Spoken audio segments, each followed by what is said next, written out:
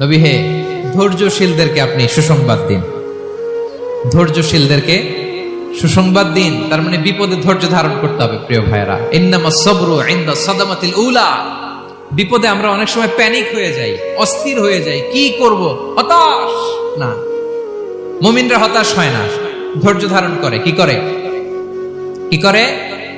ধৈর্য ধারণ করার শক্তি দাও গো মেহেরবান আমায়, দাও গো মেহেরবান। পড়েন, ধৈর্য ধারণ করার শক্তি দাও গো মেহেরবান আমায়, দাও গো মেহেরবান। সবাই বলুন একসাথে, ধৈর্য ধারণ করার শক্তি দাও গো মেহেরবান আমায়, দাও গো মেহেরবান। বুকের ভেতর ব্যথার নদী বইছে অবিরা, বইছে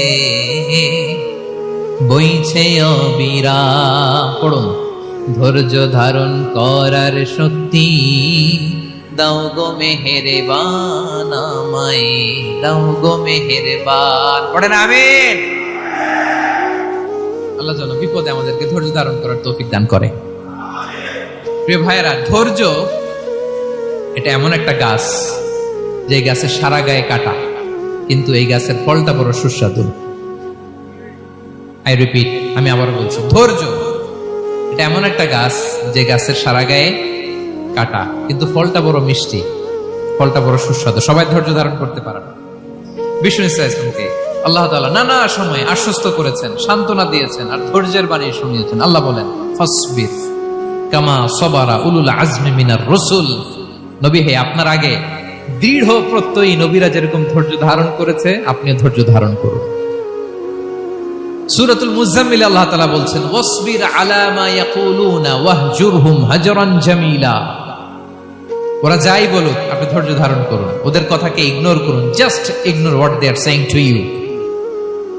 যা বলে আপনি জাস্ট ইগনোর করেন। ওরা বিষ্ণু ঈসা ইসলামের মনোবলকে ভেঙে দেওয়ার জন্য কখনো বিষ্ণু ঈসা ইসলামকে কবি বলে গালি দিত। কবি কি বলতো? শায়ের। কখনো বলতো মজনুন, পাগল। নাউজুবিল্লাহ পড়বেন না? পাগল বলে গালি দিত। মাঝে মাঝে বলতো কাহিন, গণক। মাঝে মাঝে বিষ্ণু ঈসা ইসলামকে তারা বলতো আবতার, লেস কাটা। মুহাম্মদ, তোমার ছেলে নাই, তোমার বংশ নির্বংশ হয়ে গেছে, তোমার নাম নেয়ার মতো কেউ নাই। আহা, কপাল পোড়া। গোটা বিশ্বব্যাপী বিষ্ণু ঈসা ইসলামের সুনাম সুখ্যাতি ছড়িয়ে দিয়েছে কে? আকাশ বাতাস মাড়িয়ে, সাত আকাশ ছাড়িয়ে